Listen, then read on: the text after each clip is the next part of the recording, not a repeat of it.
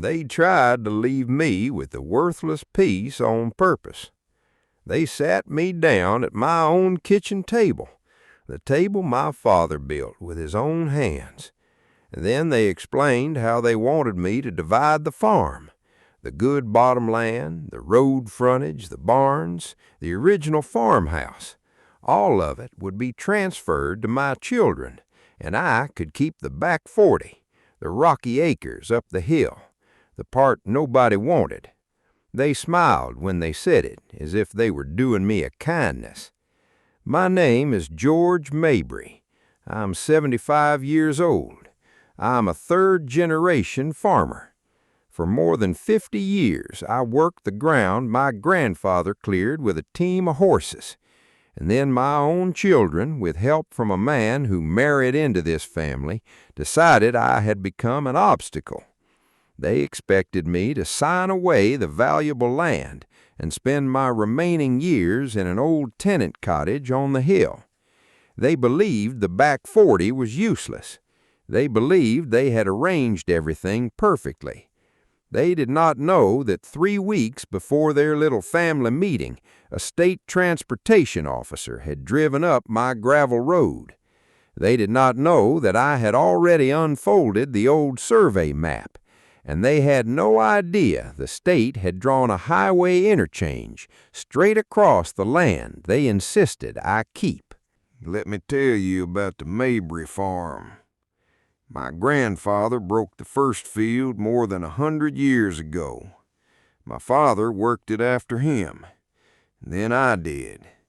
400 acres in a river valley, carrying 3 generations of my family. The good land lies at the bottom of the hill, beside the river, rich, black, flat soil. That is where we planted corn and soybeans. That is where the money came from.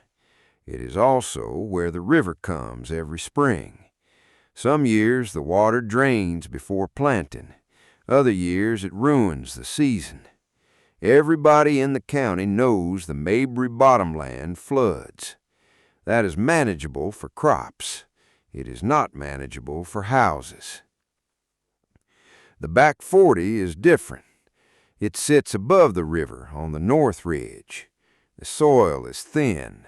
Limestone pushes through the ground. My father called it the goat pasture because goats were about the only creatures willing to work that hard for a meal. But the back 40 has one valuable quality. It is high.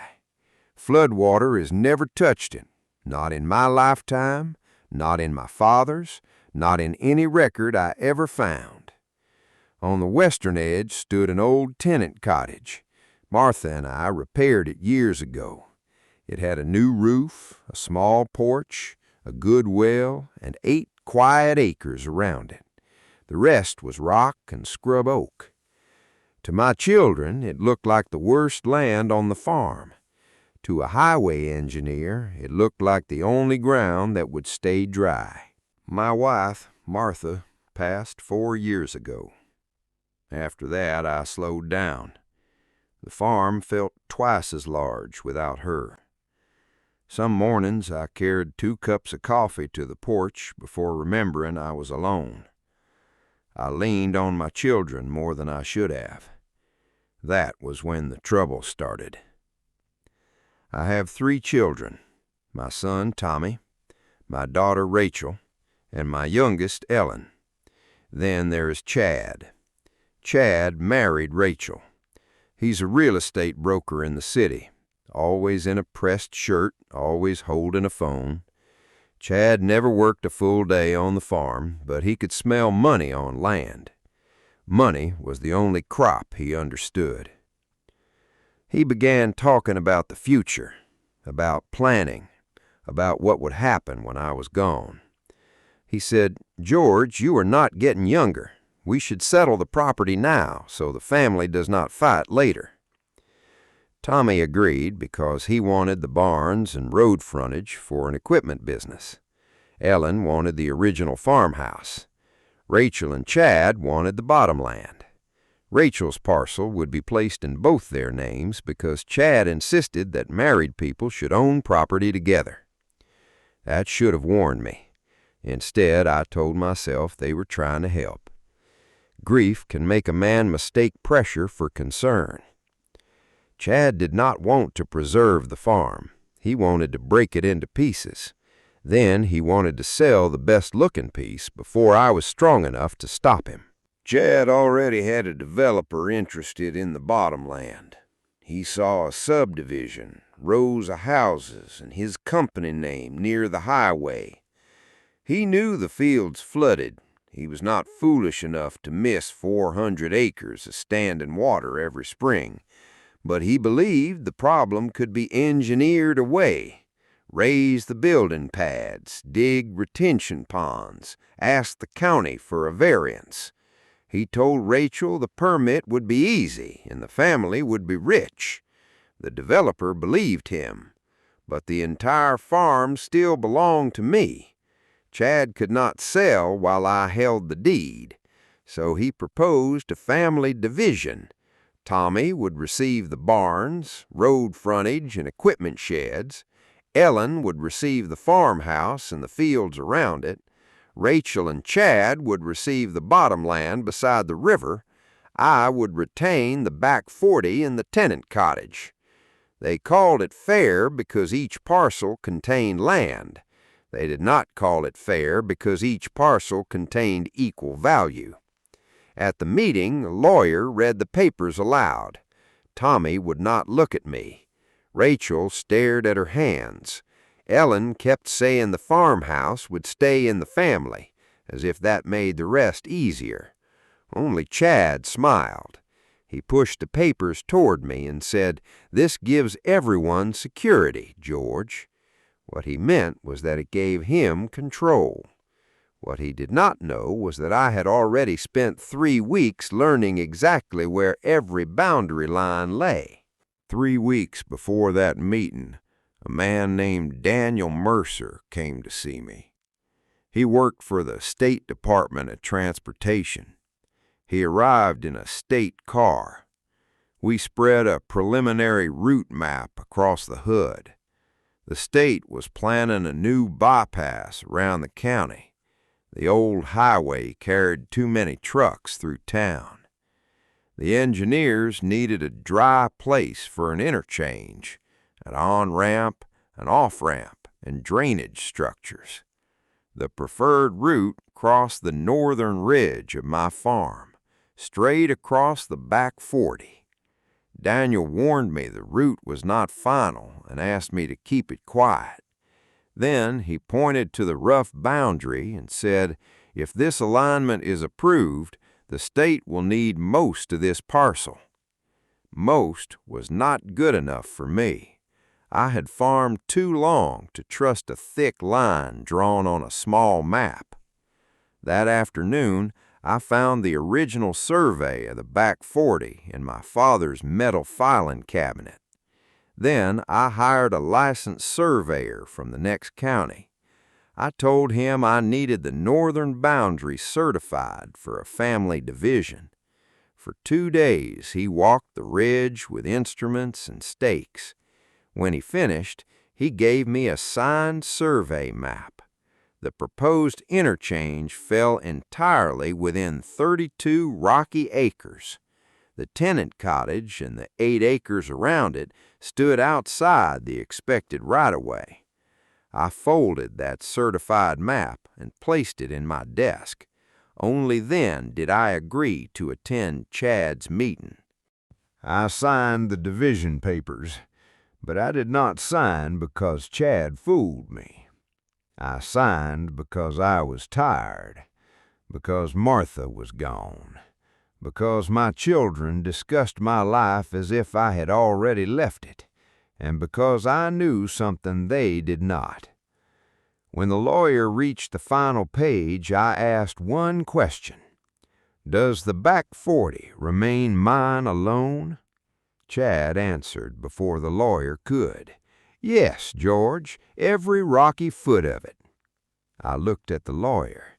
He nodded. The deed description matched my certified survey. The cottage, the 8-acre home site, the 32 acres across the ridge, all mine. I signed. Then Tommy, Ellen, Rachel, and Chad signed.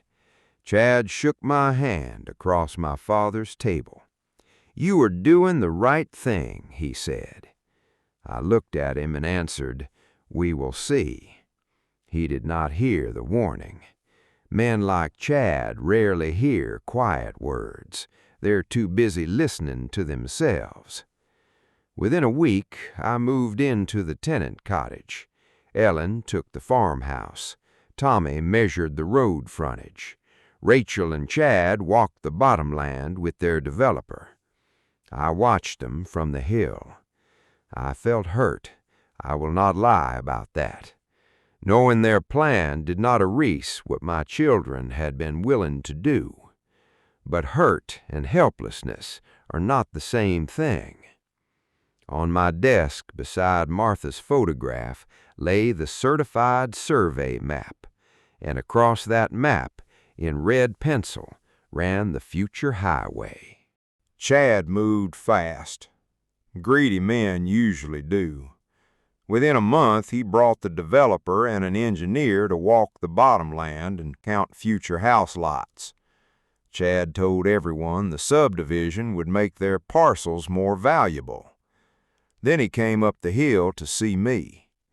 He stood on my porch and looked down as if he could already see rooftops. He said, "I know the division was difficult, George, but look how well it is working out. Everyone is going to be taken care of." I offered him coffee. He said he did not have time. Men like Chad never have time until the moment they have nothing but time. I asked whether the developer had completed a drainage study. Chad smiled. He said, "The fields have been farmed for 100 years. We know where the water goes." I said, "You know where it used to go." His smile tightened. I told him the state had survey crews in the county. I suggested he wait before promising anyone a permit. He laughed. "George, roads bring development. A new highway will make our land worth even more." Our land. That was the first time he used that word after the deeds were signed. I watched him drive away. Then I unfolded the state's preliminary drainage notes. The highway study had not created the flood problem. It had measured it properly. And the measurements showed the Chad subdivision plan would place streets and houses directly inside the river's regulatory floodway. The state's formal offer came on a Tuesday. The letter was addressed to me, George Mabry, sole owner of the northern parcel. The state wanted 32 acres for the interchange. It also needed a temporary construction easement along one edge. The cottage and my remaining 8 acres would stay mine. I read every page before I looked at the number. Then I read the number twice. $2,100,000. $2.1 million. For the rocky ridge. For the goat pasture. For the land Chad had insisted was the only fair place to leave an old man. I set the letter down, made coffee, and carried it to the porch. The sun was dropping behind the hills. Below me, the bottomland held silver strips of spring water between the rows. I could almost feel Martha in the other chair. She would have said, "George, do not become foolish just because someone else was greedy." She could turn $2 million into a lesson before supper. I hired my own attorney and had the offer reviewed. I made sure the state's purchase line matched the certified survey. It did. 32 acres to the state, 8 acres and the cottage remained with me. The most important proof was still the same folded map, the map Chad had never bothered to ask about. Word travels fast in a small county. The state survey crews arrived the following week. Orange flags appeared across the ridge. Then came trucks and men in reflective vests.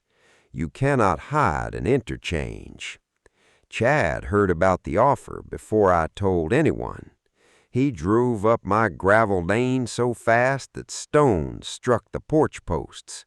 His pressed shirt was half untucked. That was how I knew the news was serious.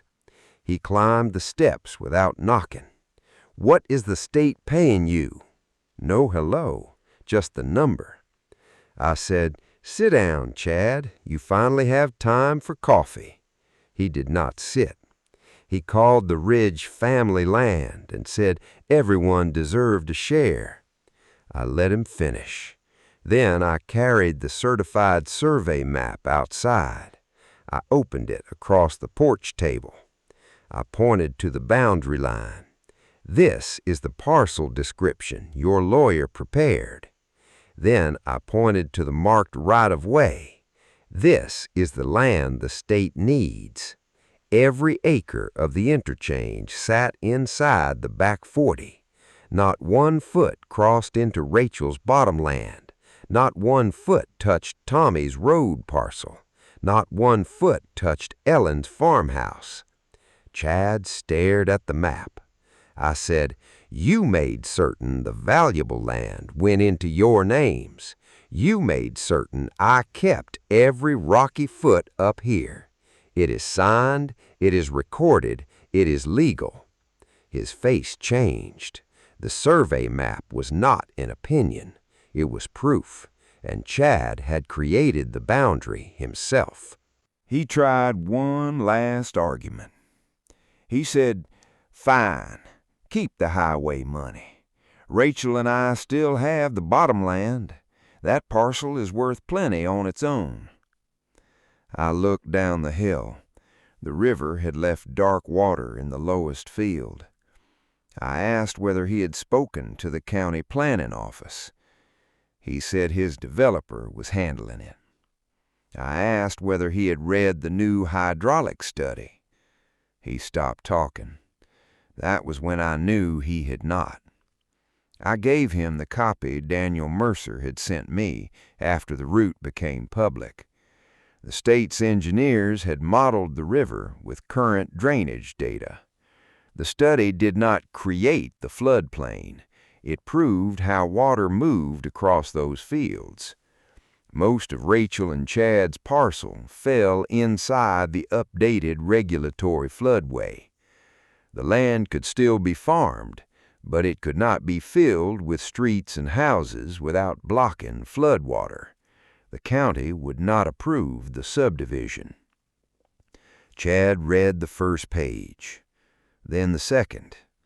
I watched his plan die behind his eyes. He said the old maps had allowed development. I answered, the old maps were incomplete. He said he would appeal. I said, you can try. He asked whether the highway had caused this. I shook my head. The highway did not create your floodplain, Chad. It forced everyone to measure it honestly. The good land still flooded every spring. The worthless land was worth $2.1 million, and Chad had arranged the division himself. I never raised my voice. I did not need to. I could have kept every dollar. Some people believe revenge means a locked door and a full bank account. The thought crossed my mind. Then I sat on the porch with Martha's photograph beside me. I thought about my grandfather clearing the ridge and my father building that table. They worked so the next generation could begin with something. So I accepted the state's offer. After taxes, legal costs, and closing expenses, I placed the net proceeds into equal trusts for every one of my grandchildren, Thomas' children, Ellen's children, and Rachel and Chad's 2 boys. Every grandchild received the same share. Not one child lost a dollar because of what a parent had done. The trusts could fund college, a first home, or an honest business. The principal could not be touched by Chad, Rachel, Tommy, Ellen, or me. When my attorney asked whether I was certain about Chad's boys, I answered immediately. Those boys never sat at my table and tried to push me off my farm. I kept the cottage, my 8 acres, and enough savings to live simply. I already had high ground, a good well, and a porch where the evening wind knew my name. Giving the money away confused Chad more than keeping it would have. He understood greed. He did not understand a victory he could not buy, borrow, or take. The family did not heal all at once. Real families rarely do. Tommy came first. He admitted that he knew the division was wrong, but stayed quiet because he wanted the barns. I told him silence is still a choice. He lowered his head and said, "I know." That was not forgiveness, but it was a beginning. Ellen wrote me a letter. She admitted that keeping the farmhouse in the family did not excuse taking it from me early. It took her another month to come up the hill. Rachel came alone, no Chad. She sat on my porch and cried until she could speak. She said Chad's plan had allowed her to pretend nobody was being harmed. I told her that a lie does not become kind because a family tells it together. After a while, I poured her coffee. She is still my girl. The door remains open to all 3 of my children, but they enter as family, never again as heirs waiting for me to disappear. Chad does not come up the hill. He appealed, hired another engineer, and blamed everyone except himself. The subdivision never received a permit. After the deal collapsed, nobody wanted to farm the bottomland. 2 wet seasons passed. Reeds spread across the lowest fields. The land was not worthless. It could still grow crops under the right hands. But Chad had never wanted to farm. He wanted houses, and the river did not care what he wanted. Construction began the following year. The state bought the 32 acres. Machines cut through rock my plow had struck for half a century. The ridge changed. Land carries memory. But change and theft are not the same thing. The state paid fairly for what it took, and the 8 acres around my cottage remained untouched. From my porch, I can see the interchange lights beyond the trees. I can also see the bottomland below. Every spring, the river spreads across it exactly as it always has. Only now, nobody can pretend not to understand what the water means. My grandchildren visit, all of them. Rachel's boys fish at the pond. Tommy's oldest wants to study agricultural engineering. Ellen's daughter dreams of a bakery. I tell them the money is a chance, not a reward. As for me, I still live on the highest 8 acres of the old back 40, the goat pasture, the worthless corner, the place nobody wanted until the state wanted it.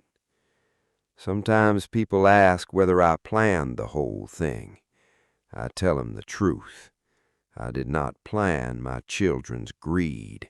I simply measured my land before I signed it away. That certified survey map still hangs beside my desk, a thin line on paper. That line saved my home, proved my ownership, and exposed every lie told at my father's table. They thought they had left me with nothing. What they really left me was the only ground the flood could not reach. They gave themselves the rich soil and gave me the rock. They counted the barns, road frontage, and river view. They measured everything except height. A farmer learns early that the lowest field can look beautiful right before the water rises, and the roughest hill can become the safest place you own. I did not sue my children. I did not threaten Chad. I did not change a single boundary after the meeting. I let their paper stand. I let the state make its offer. The land did the rest. It rewarded the man who understood it, and it humbled the man who thought a pressed shirt and a quick signature made him smarter than a century of water. My name is George Mabry. I'm 75 years old. I still drink my coffee on the porch Martha helped me repair. The highway runs beyond the trees. My grandchildren have futures their parents cannot touch. Below, the river moves without asking anyone's permission. They believed they had pushed an old man out of the way. They believed the back 40 was the punishment. But they made one mistake. They left me the high ground, and a man on the high ground can see everything coming. If this story stayed with you, subscribe to Old Dad's Revenge Diary. Sometimes the quietest man at the table is the only one who knows where the boundary really lies.